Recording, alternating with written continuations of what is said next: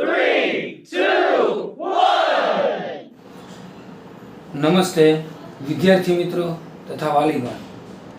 NASA group of એજ્યુકેશનમાં weekend the story આપની સમક્ષ રજૂ કરશે રાણવા હેતલબેન. એક ગામ હતું. ગામની અંદર એક પિતા અને પુત્ર રહેતા હતા. જે પિતા છે એ ગામની આજુબાજુના વિસ્તારની અંદર મૂર્તિ બનાવવાને લીધે પ્રખ્યાત હતા.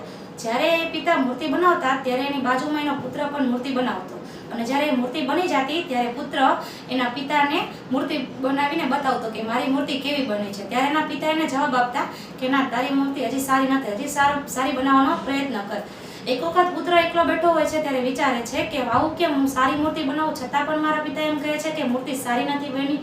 ત્યારે જે દરરોજ જે રસ્તા ઉપર ચાલતા હોય એ રસ્તાની વચ્ચે મૂર્તિ અડધી જમીનની અંદર અને અડધી બહાર દેખાય વિના દાટી દે છે. જ્યારે પિતા અને પુત્ર એ રસ્તા ઉપર પસાર થાય છે ત્યારે પિતાના પગમાં ઠેસ વાગે છે અને મૂર્તિ જોવે છે અને મૂર્તિ બહાર કાઢે છે. મૂર્તિ બહાર કાઢ્યા પછી પિતા એવું બોલે છે કે આવી સારી મૂર્તિ ગામની અંદર કોણ બનાવવા લાગ્યું? ત્યારે પુત્ર હસવા લાગે છે અને ત્યારે પિતા એને પ્રશ્ન પૂછે છે કે તું કેમ હસવા લાગ્યો? ત્યારે પુત્ર એમ કહે છે કે આ મૂર્તિ મેં જ બનાવી છે. ત્યારે પિતા એમ કહે છે કે તે આવું કેમ કર્યું? ત્યારે પુત્ર એમ કહે છે કે હું વારંવાર મૂર્તિ બનાવતો છતાં પણ તમે મને એમ કહેતા કે તારી મૂર્તિ સારી નથી, એટલા માટે મેં મૂર્તિ જમીનની અંદર દાટી દીધી અને અત્યારે તમે મારી મૂર્તિના વખાણ કરો છો, આવું તમે કેમ કર્યું?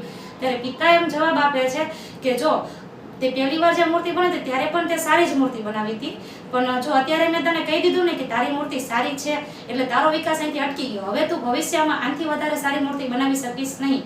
એટલે આ સ્ટોરીમાંથી આપણને એ શીખ મળે છે કે જો એના પિતાએ એને પુત્રને એમ કહી દીધું હોત કે પહેલી વારમાં કે તે મૂર્તિ સારી બનાવી છે, તો ત્યારે એના પિતા કરતાં પણ વધારે શ્રેષ્ઠ મૂર્તિ બનાવી શક્યો ન હોત.